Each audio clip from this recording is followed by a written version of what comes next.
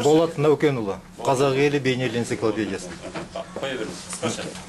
Мұхтар мырза, соңғы жылдары сіз енді елге танымал болып қалдыңыз енді.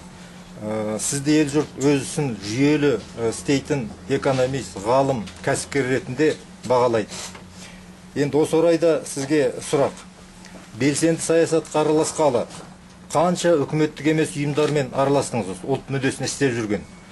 Ол біздің елде ұлт мүддесіне қызмет ететін осы ұйымдардың саны қанша екен?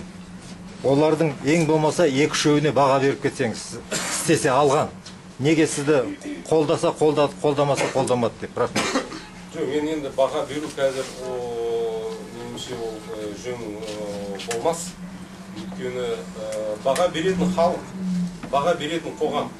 Әр қайсымызға баға беретін қоғам, халық. Сондықтан мен қазір байланыс орната алдыңыз ба деген?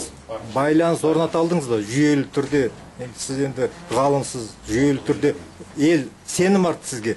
Осы істі бір жүйелі жолға қояды-ау деп. Әйтпесе бытыраңқы ұйымдар көп қой, жеке азаматтар көп. Солардың басын қоса алдыңыз ба деген сұрақ сіз енді. Соған толығырақ жауап берсеңіз. Енді біраз мақсаттарымызға жеттік. Біраз ұйымдарды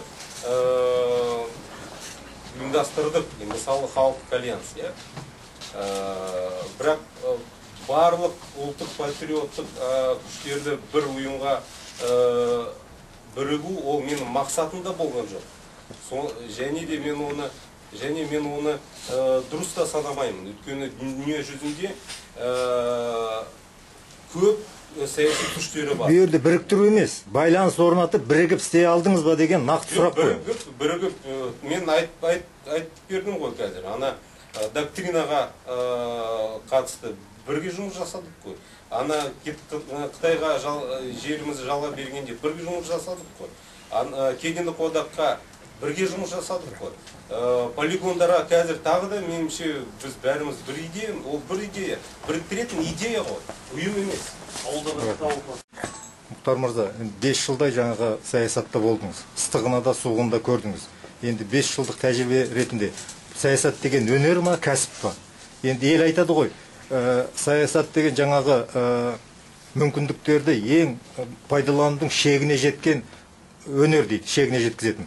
Сол өнерді енді шегіне жет меңгергендер ғана ұзақ саясатта болады дейді. Енді сіз біраз демалып, саясатты тағы да меңгеріп, қайтып ораласыз ба? Рахмет.